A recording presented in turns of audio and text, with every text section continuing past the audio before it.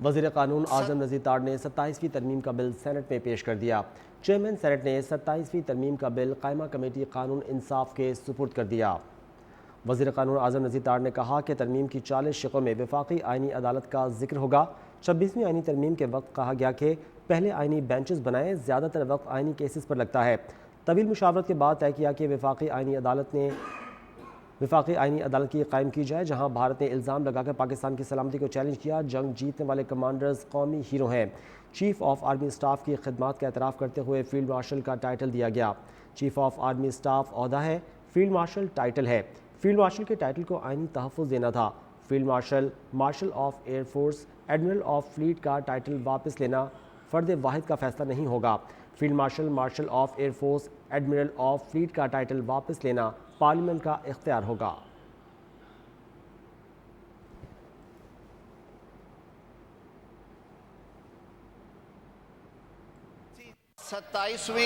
ستائیسویں آئینی ترمیم کے بل میں پہلی بات، چیئرمین صاحب پہلی بات جی سر، اس میں ٹوٹل 49 کلوزز ہیں، لیکن میں یہ وضاحت کر دوں کہ 3 مین سبجیکٹ ایریاز ہیں اور 2 انسلری ہیں۔ 5 سبجیکٹ ایریاز کو یہ ایڈریس کرے گا۔ یہ تجویز لائی گئی ہے وفاقی آئینی عدالت کا قیام، جس میں ساروں صوبوں کے ججز جو ہیں سپیریئر کورٹس کے، ان کی موجودگی ہو۔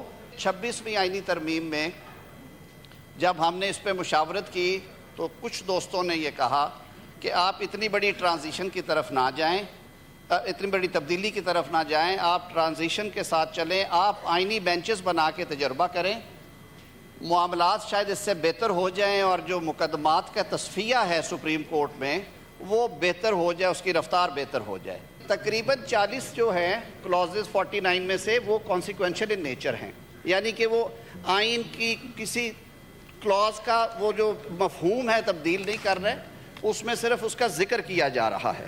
پاکستان پہ ایک جھوٹا الزام لگا کے بھارت نے ایک ڈھونگ رچا کے پاکستان کی علاقائی سلامتی کو وائلیٹ کرنے کی کوشش کی، 1 دفعہ نہیں 2 دفعہ کی، اور پھر جو بفٹنگ رسپانس دیا افواج پاکستان نے، اس کی پوری دنیا معترف ہے۔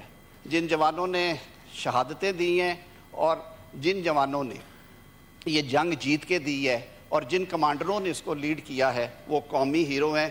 ہمیں ان کی عزت اور وقار کا احساس ہے۔ اب جو اب تجویز یہ ہے کہ جو چیف آف آرمی سٹاف ہیں، انہوں نے کیونکہ ان کی خدمات اور حالیہ جنگ میں ان کی جو کامیابی ہے اور جو عزت اور تکریم انہوں نے دیگر سروسز چیفز کے ساتھ مل کے اس قوم کو پیش کی ہے، اس قوم نے اس کو ریکگنائز کرتے ہوئے انہیں فیلڈ مارشل کے ٹائٹل سے نوازا۔ فیلڈ مارشل کا ٹائٹل جو ہے وہ ایک ٹائٹل ہے، رینک ہے، وہ اپوائنٹمنٹ ایز سچ نہیں ہے۔ In the Constitution, in Article 243 for Clause 4, following shall be substituted, namely, the President shall, on the advice of Prime Minister, appoint the Chief of Army Staff, concurrently the Chief of Defence Forces۔ جو میں نے کہا جو original scheme ہے اور یہ دنیا کے بے تحاشا ممالک میں رائج ہے، وہ آ جائیں گے۔ آرمی چیف جو ہیں وہ چیف آف ڈیفنس فورسز ہوں گے۔ دا چیف آف نیول سٹاف اور چیف آف ایئر سٹاف کی اپوائنٹمنٹ بھی اسی طرح وزیر اعظم کی ایڈوائس پہ ہوا کرے گی۔ اس کے ساتھ سر یہ کہہ دیا گیا کہ ان کے سیلریز الاؤنسز کی ڈٹرمنیشن وہیں سے ہوگی، وہ پہلے بھی وہی ہے۔